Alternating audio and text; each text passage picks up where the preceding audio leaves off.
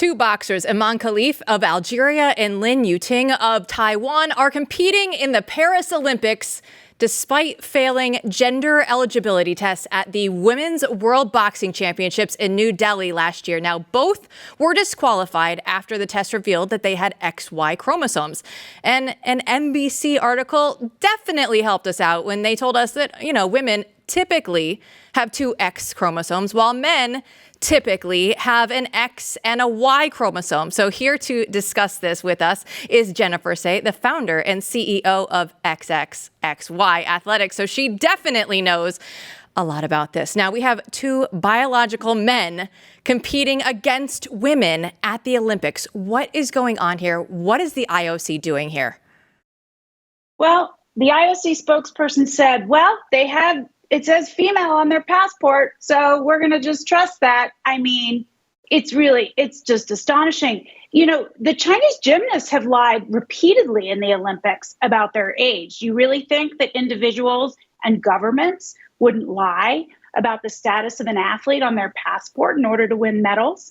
I mean, it's incredible. The thing that never happens, that we keep being told never happens, that it's just this tiny little thing that never happens. It's the Olympics. It's happening in the Olympics. It's happening at the NCAA finals. It's happening at the state track championship in Oregon and in Washington, and it's happening at the local high school. It's happened over 700 times in the last few years alone that males have stolen medals and trophies from females. We have that clip from the IOC chairman. Let's go ahead and listen to him. Just tell us, hey, again, female on the passport, it's fine. In the women's category, is participating following complying with the competition eligibility rules. They are women in their passports, and it's stated that is the case, that they are female. They're competing in the women's category. Again, I don't want to mention their names or whatever, but these athletes have competed many times before for many years. They haven't just suddenly arrived. They've been competed. They competed in Tokyo. And I won't go into results and so on, but you can probably find out. But I would just make the point that they are eligible by the rules of the federation, which was set in 2016, and which worked for Tokyo to compete as women, which is what they are, and we fully support that. See, Jennifer, we're wrong because the rules have been in place since 2016 in Tokyo, so it must be fine.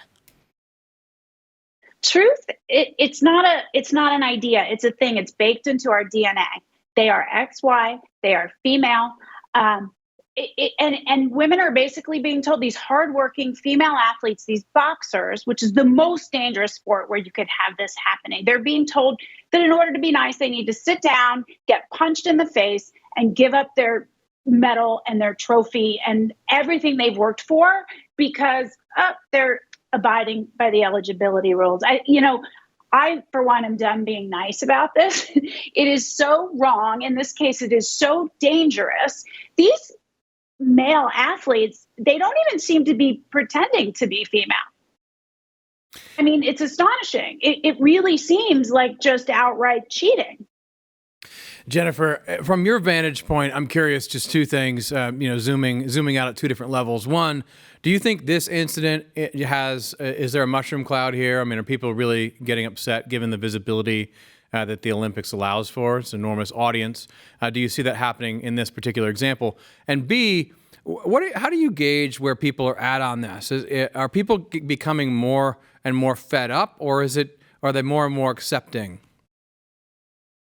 I think people are becoming more fed up. Look, the latest Gallup poll, which is anonymous, 70% of Americans said that they believe that women's sports and spaces should be protected. But I will tell you, as somebody who's outspoken on the matter, it certainly doesn't feel like 70% of Americans agree with me and my brand, XXXY Athletics. That said, when you see something as ridiculous as this situation at the Olympics with these boxers, I think people become more and more willing to stand up and take the slings and arrows in order to defend truth and to defend women. So, I think slowly but surely we will get there.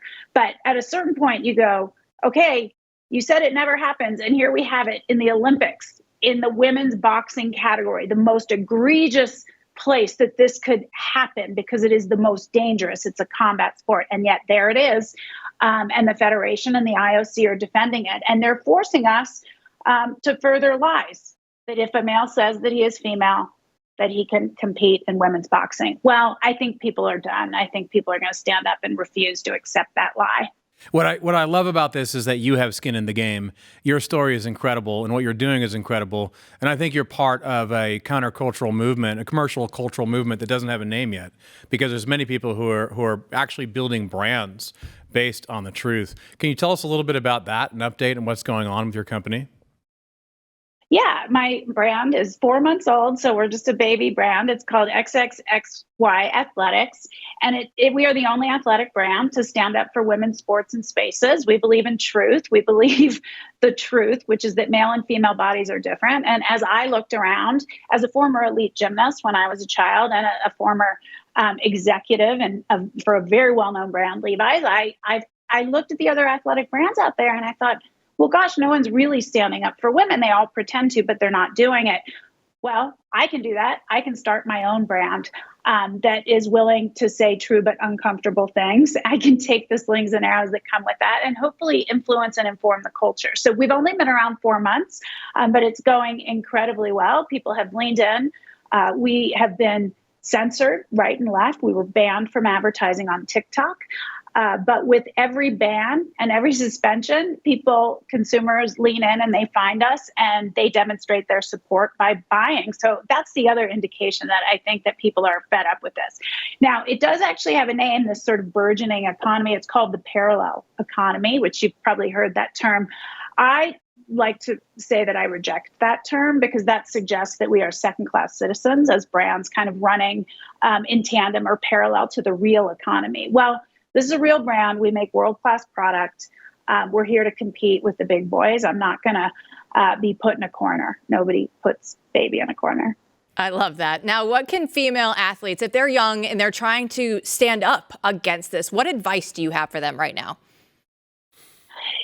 I will say this is going to take sacrifice on behalf of young female athletes. I hate to say it, but it's just true. I say this as a former gymnast who was an early whistleblower in regards to the abuse in that sport, the emotional, physical, and sexual abuse in the sport. That we didn't start to see change. We didn't start to see USA Gymnastics even acknowledge they had a problem until athletes that were currently competing pushed back.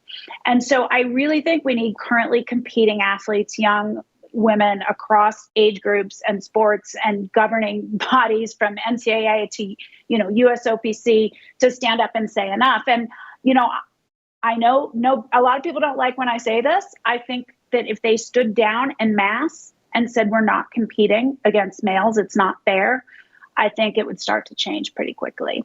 And yes, I understand that's a sacrifice. But you know what? Are you willing to make the sacrifice of getting in the ring with a male athlete whose strength is significantly greater, more than 1.5 times greater? He can hit with more than 1.5 times greater force with a punch in the ring. That to me is a sacrifice that no female athlete should have to make.